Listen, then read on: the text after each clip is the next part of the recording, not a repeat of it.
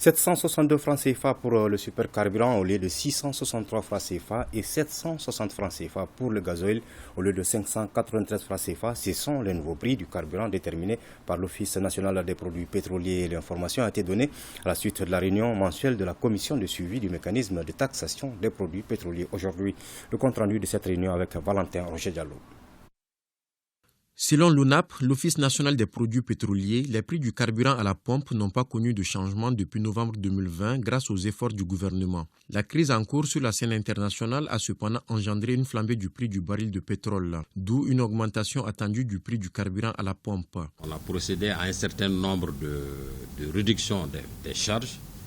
Nous avons eu à réduire le transport et ensuite à réduire la taxe d'usage routier, redevance d'usage routier, et puis la marge des opérateurs qui a été diminuée principalement de 20 francs par litre. Alors, ce qui fait que ça nous donne encore des prix de l'ordre de 762 francs par litre pour le supercarburant et 760 francs pour le gasoil. Pour compter d'aujourd'hui à minuit, ces prix doivent entrer en vigueur.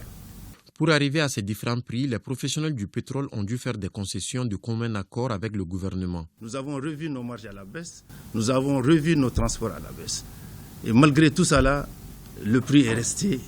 L'État a revu encore sur sa redevance à l'autorité routière. Et ce qui a amené le produit aujourd'hui, l'essence à 762 francs et le gasoil à 760 francs, qui sont prêts à mouiller le maillot pour assurer la sécurité énergétique du pays. Par nature, les associations de consommateurs sont contre toute forme d'augmentation. Cependant, le contexte actuel nous oblige à accepter. Parce que s'il n'y avait pas d'augmentation, c'est sûr qu'il y aurait une pénurie sur le marché et finalement, ce sont les spéculateurs qui allaient prendre le terrain. Toutefois, le directeur général de l'ONAP rassure que le marché est bien approvisionné en carburant.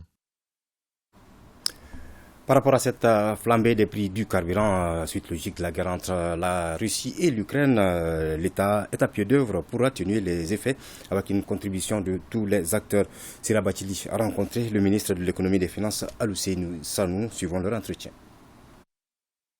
Cette augmentation est due essentiellement au changement de prix intervenu sur le marché mondial.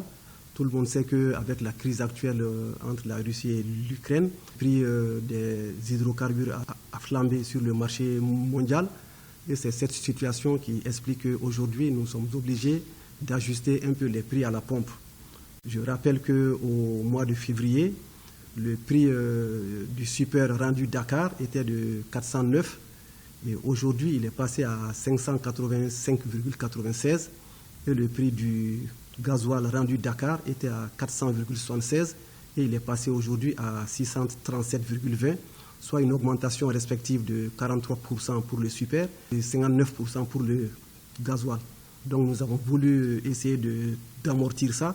C'est pourquoi on a des augmentations sur le prix à la pompe de 14 et de 28. Nous avons demandé à tous les intervenants de la chaîne de pouvoir faire des efforts afin qu'on puisse amortir ce choc pour le consommateur. Il est évident que toute augmentation est perçue comme une difficulté parce qu'il va entamer le pouvoir d'achat, mais la réalité est telle que nous sommes obligés de nous ajuster et pour ce faire, les droits de douane ont été largement majorés de 27%. Les frais d'approche qui couvrent les frais des opérateurs réduits de 25%. Les redevances autoroutières ont été réduites de 60 à 75%. Et les opérateurs qu'il faut saluer ici ont accepté que leur marge soit réduite de 33% sur le super et de 50% sur le gasoil. Monsieur le ministre, le citoyen est inquiet quand même par rapport à tout cela, par ces temps qui courent, le mois de Ramadan qui tape déjà à nos portes. Est-ce que vous avez un message pour les rassurer? C'est une situation qui va durer ou bien c'est temporaire? Merci de cette question. Je pense que c'est une situation qui est temporaire, mais personne ne peut dire exactement jusqu'où ça va prendre fin. Mais je sais que c'est une situation temporaire du fait que c'est une crise qui a démarré depuis une vingtaine de jours au moins. Et les pays comme les États-Unis ou d'autres pays sont en train de rencontrer tous les pays qui sont producteurs de pétrole pour voir dans quelle mesure ils peuvent augmenter les quotas afin de permettre de ramener très rapidement les prix sur le marché mondial à la baisse. Nous sommes en train de prendre beaucoup de dispositions pour un approvisionnement correct du pays concernant les denrées de première nécessité, notamment le riz, sur lequel nous sommes en train de donner des facilités aux importateurs pour que le riz puisse être là à des prix assez intéressants. Dans le même temps, nous sommes en train de voir avec les opérateurs de gaz, on a fait une réunion même aujourd'hui, pour que pendant les 2 mois, jusqu'au mois de mai, en tout cas, on puisse avoir un approvisionnement correct.